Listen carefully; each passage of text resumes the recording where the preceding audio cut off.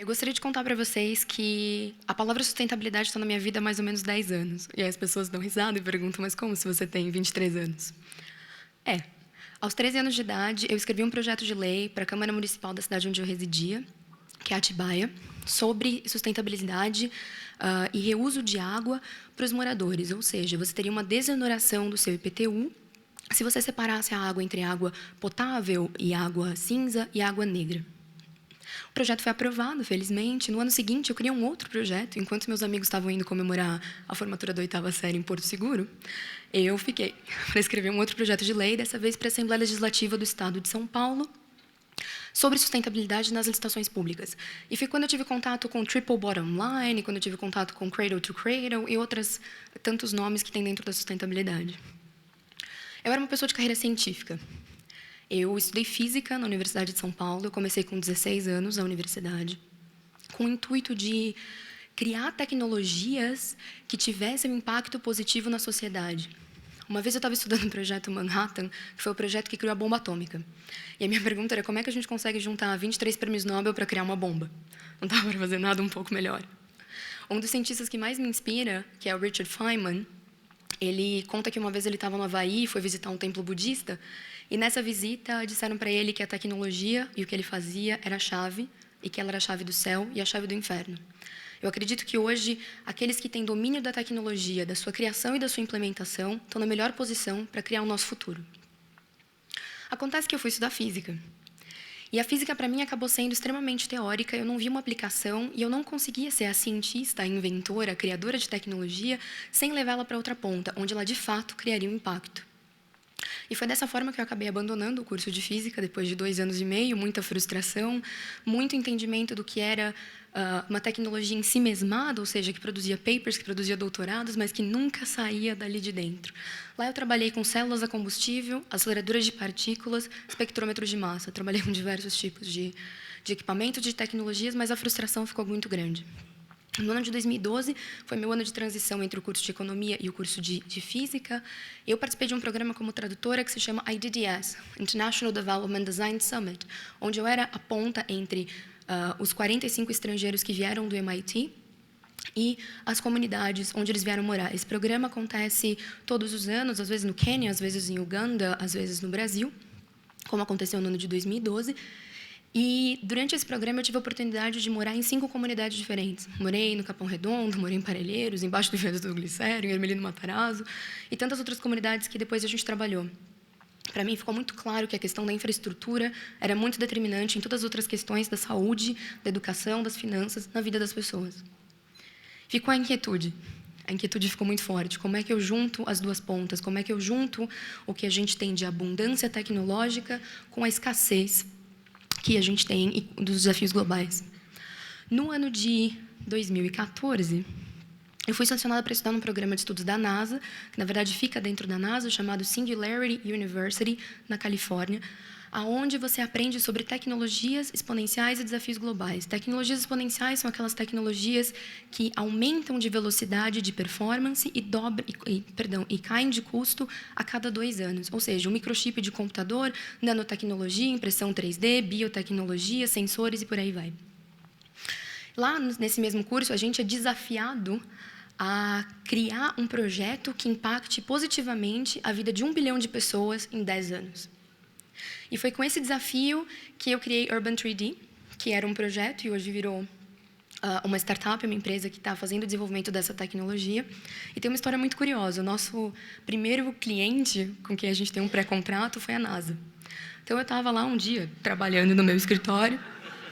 A gente tinha um escritóriozinho de coworking, e de repente toca o meu telefone. E aí, um senhor com uma voz quase metálica me diz assim: olá, tudo bem? Você está fazendo tal coisa? Eu ouvi que você quer imprimir concreto no solo federal, blá, blá, blá, da NASA. Eu falei, vixe.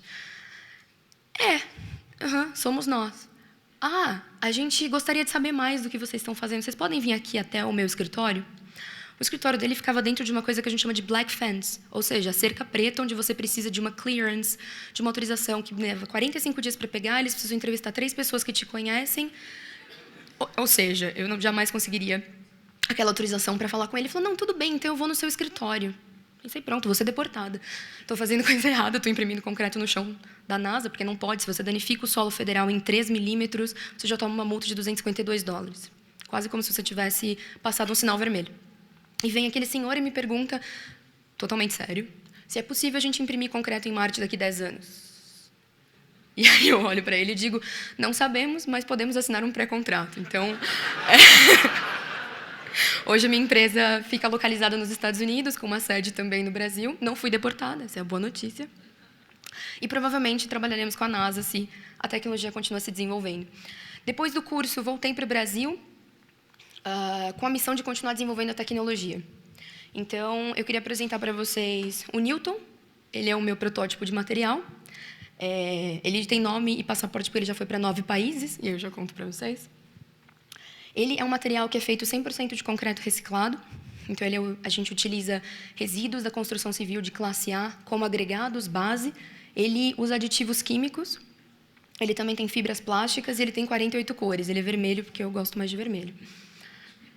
A gente foi para 9 países, na verdade, para apresentar o case. Eu fui convidada para apresentar Urban 3D na ONU, em Genebra, numa conferência da UNCTAD sobre inovação, empreendedorismo e tecnologia, quando tinha eu mais 3 pessoas jovens escolhidas entre 60 mil empreendedores com a tecnologia com a maior capacidade de impactar o mundo nos próximos 10 anos. Falamos com governos de Tanzânia, Quênia, desde o Canadá até diversos outros governos. Esse ano também visitei Vancouver, no Canadá, o interesse da prefeitura de Vancouver, que pretende ser a cidade mais verde nos próximos 20 anos, até 2020, nos próximos 5 anos.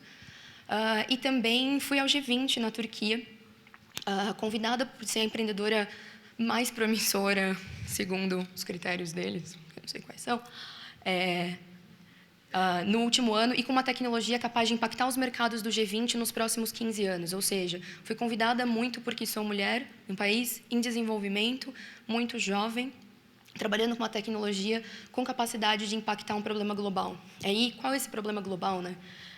A gente está falando de urbanização. A gente está falando de uma urbanização caótica que eu descobri quando trabalhei nas favelas e que a gente pode ver todos os dias em São Paulo. Hoje a gente tem 2 bilhões de pessoas que moram numa condição subnormal, ou seja, que não têm acesso a 5 critérios: água, saneamento básico, superlotação, a infraestrutura não é adequada, ou seja, não é sólida, e ainda não sabem se vão ter condições nem de pagar o aluguel, ou se vão ser despejadas e vão continuar nessa situação. Esse número de 2 bilhões hoje, ele vai crescer para 5 bilhões em 2030. Ou seja, a gente tem um espaço ainda muito grande de não lugar para trabalhar com a construção do que é o lugar e do que é a cidade.